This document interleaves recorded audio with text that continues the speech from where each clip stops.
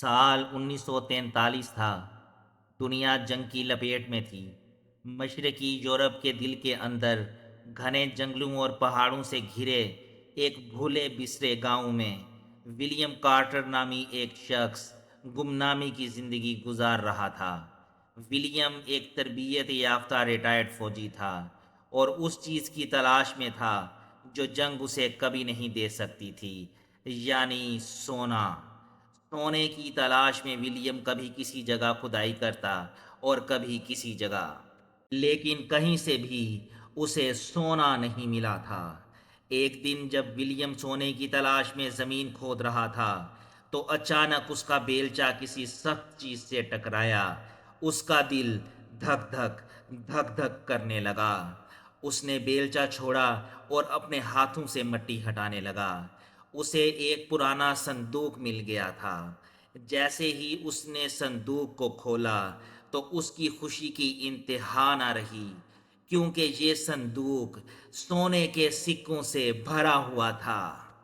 William نے اس سونے کو ایک تھیلے میں ڈالا اور اپنے گھوڑے پر سوار ہو کر اپنے گھر کی طرف روانہ ہو گیا۔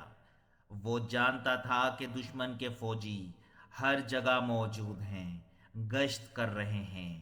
وہ جاسوسوں اور ہر اس شخص کو تلاش کر رہے ہیں جو ان کی حکمرانی کی خلاف ورزی کرنے کی جرت کرے۔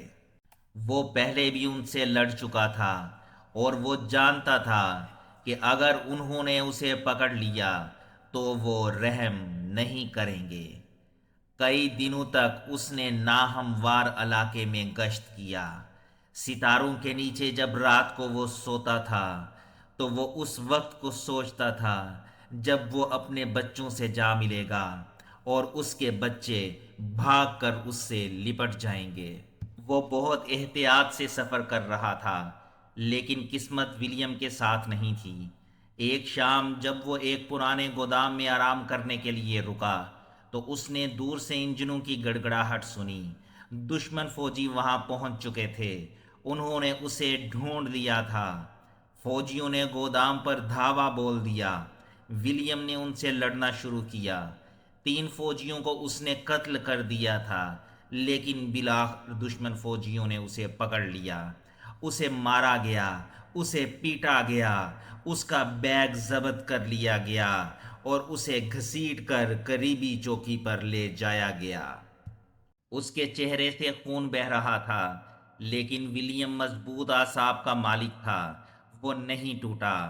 کمانڈنگ آفیسر کیپٹن نمائش نامی ایک ظالم آدمی نے لالچی مسکراہٹ کے ساتھ سونے کے تھیلے کا جائزہ لیا۔ کیپٹن نمائش اپنے موٹے موٹے ہونٹوں کو اپنے دانتوں میں دبا کر اس سے کہنے لگا، یہ سونا میرے بہت کام آئے گا۔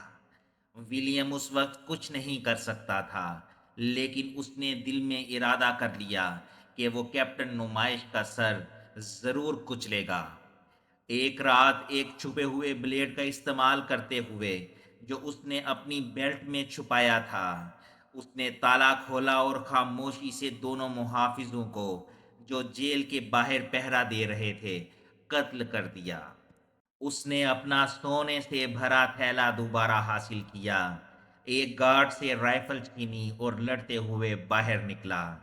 وہ آگے بڑھتا جا رہا تھا اور اپنے پیچھے لاشوں کے ڈھیر لگاتا جا رہا تھا۔ جیسے ہی وہ جنگل میں غائب ہوا، اس کے پیچھے گولیوں کی آوازیں گونجیں، لیکن وہ جانتا تھا کہ درخت اسے محفوظ رکھیں گے۔ ولیم نے بمشکل چند میل ہی طے کیے تھے کہ دشمن کے فوجیوں نے اسے دوبارہ پکڑ لیا۔ اس بار وہ تعداد میں زیادہ تھے اور ایک گھاٹی میں چھپ کر بیٹھے ہوئے تھے۔ ولیم کو ان سے مقابلہ کرتے ہوئے گولی بھی لگ چکی تھی۔ ولیم زخمی ہو چکا تھا۔ اس دفعہ ولیم کو ایک تاریک کوٹھڑی میں رکھا گیا۔ اچانک اس کال کوٹھڑی کا دروازہ کھلا۔ ولیم نے چہرہ اوپر اٹھا کر دیکھا تو کیپٹن نمائش اس کے سامنے کھڑا تھا۔ ولیم نے اپنی بچی ہمت جمع کی اور خود کو آزاد کر کے کیپٹن نمائش کا گلا کاٹ دیا۔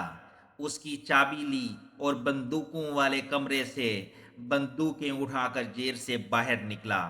جہاں اس کا مقابلہ درجنوں فوجیوں سے ہوا، لیکن ولیم نے اس بار کسی کو نہیں چھوڑا اور اپنی بندوق سے لاشوں کے انبار لگا دیے۔ فوجیوں کا کام تمام کرنے کے بعد ولیم ایک موٹر سائیکل پر نکل پڑا۔ ولیم یہاں سے بچ کر نکل تو گیا تھا، لیکن وہ یہ جانتا تھا کہ جب تک ایک بھی فوجی باقی ہے وہ اس کا پیچھا نہیں چھوڑیں گے۔ ولیم نے ایک جگہ اپنا مورچہ بنایا۔ اس نے جگہ جگہ بہت سارے بم برف کے نیچے چھپا دیے تھے اور چھپ کر وہ فوجیوں کا انتظار کرنے لگا۔ جیسے ہی فوجی اسے پکڑنے کے لیے آئے، ان کے پاؤں ان ایکسپلوزیو پر پڑ گئے اور بم پھٹنے کی وجہ سے ان کے چیتھڑے اڑ گئے۔ لیکن یہ کافی نہیں تھا، ابھی بھی بہت سارے فوجی باقی تھے۔ ولیم جانتا تھا کہ یہ اس کی زندگی اور موت کا سوال ہے۔ اس کے اندر چھپا ہوا کمانڈو اسے کہہ رہا تھا کہ لڑ جاؤ، مار دو یا مر جاؤ۔ ولیم اٹھا اور ہر طرف گولیوں کی بوچھاڑ کرنا شروع کر دی۔ ہر طرف فوجیوں کی لاشیں گرتی جا رہی تھیں۔ ولیم کے پاس گولیاں ختم ہو گئیں تو اس نے اپنے خنجر نکال لیے اور باقی بچ جانے والے فوجیوں کو اپنے خنجروں کے وار کر کر کے قتل کر دیا۔ اب منزل کا راستہ صاف تھا۔ اسے اپنے بچوں کے پاس جانے سے کوئی نہیں روک سکتا تھا۔ اس کے پاس نہ گھوڑا تھا نہ کوئی اور سواری تھی۔ وہ زخمی تھا لیکن اس کے ارادے مضبوط تھے۔ وہ جنگلوں اور برفانی پہاڑوں سے گزرتا ہوا ایک قصبے میں پہنچا۔ اس قصبے میں آزاد حکومت قائم تھی۔ یہاں کے لوگوں نے بڑی گرم جوشی سے ولیم کا استقبال کیا۔